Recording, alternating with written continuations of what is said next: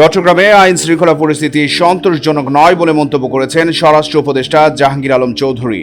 পাশাপাশি উপস্থিত সাংবাদিকদের দিকে প্রশ্ন ছুড়ে বলেন, আইন শৃঙ্খলা পরিস্থিতি কোন সময় ভালো ছিল?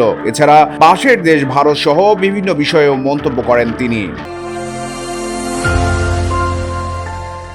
চট্টগ্রামে সাংবাদিকদের সাথে মত বিনিময় সভায় আইন শৃঙ্খলা পরিস্থিতি ও ভুয়া মামলা সহ বিভিন্ন বিষয়ে কথা বলেছেন অন্তর্বর্তীকালীন সরকারের স্বরাষ্ট্র মন্ত্রণালয়ের ও কৃষি মন্ত্রণালয়ের উপদেষ্টা লেফটেন্যান্ট জেনারেল অবসরপ্রাপ্ত মোহাম্মদ জাহাঙ্গীর আলম চৌধুরী। মঙ্গলবার দুপুরে সিএমপি কমিশনার কার্যালয়ে মিডিয়া সেন্টারে এই মত বিনিময় সভা অনুষ্ঠিত হয়। উপদেষ্টা লেফটেন্যান্ট জেনারেল অবসরপ্রাপ্ত মোহাম্মদ জাহাঙ্গীর আলম চৌধুরী বলেন, চট্টগ্রামে আইন শৃঙ্খলা পরিস্থিতি মোটামুটি, তবে এটি সন্তোষজনক নয়। এই সময় তিনি প্রশ্ন তোলেন, আইন শৃঙ্খলা পরিস্থিতি কবে ভালো ছিল? তিনি বলেন, পাশের দেশের মিডিয়া প্রতিনিয়ত ভুল তথ্য ছড়াচ্ছে, তাদের ভুল ধরে দিয়ে কাউন্টার দিতে দেশের মিডিয়াকে সত্য তুলে ধরবার আহ্বান জানান তিনি। এছাড়া চট্টগ্রাম বন্দরে পাকিস্তানি জাহাজ প্রসঙ্গে বলেন, আমরা কি কারো কাছে বন্দী নাকি? এদেশের জাহাজ আসতে পারবে, ওই দেশের জাহাজ আসতে পারবে না, এমন কিছু কি আমাদের কেউ চাপিয়ে দিতে পারবে? সবার জাহাজ আসবে, বিভিন্ন পণ্য আসবে, এটাই স্বাভাবিক প্রক্রিয়া। ঢালাওভাবে মামলা প্রসঙ্গে উপদেষ্টা জাহাঙ্গীর আলম চৌধুরী বলেন, এখনের অধিকাংশ মামলাই ভুয়া, তবে পার্থক্য হচ্ছে আগে ভুয়া মামলা দিত পুলিশ আর এখন দিচ্ছে জনগণ।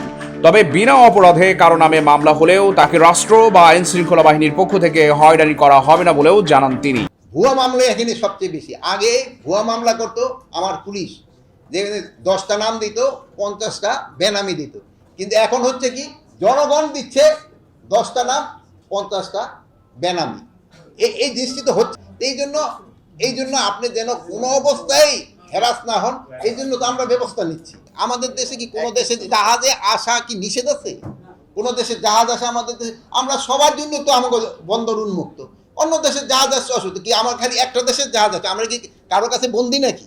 আমি যে খালি তারই সেবা করব? আমার দেশ ওপেন, সবার জন্য খোলা। আমার একটা অনুরোধ, মিথ্যা সংবাদ দিবেন, যেটা ঘটে নাই ওটা বলবেন। এতে কিন্তু পার্শ্ববর্তী দেশ সুবিধা পেয়ে যায়।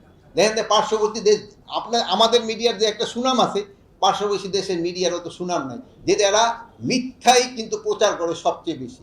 আর এই মিথ্যাটারে কিন্তু কাউন্টার করতে পারেন শুধু আপনারা। আমি বললে লোকে অত বিশ্বাস করবে না যতটা আপনি বললে বিশ্বাস করবে। আমি কি আপনাদের কাছে অনুরোধ করব, আপনারা এটাকে কাউন্টার করেন।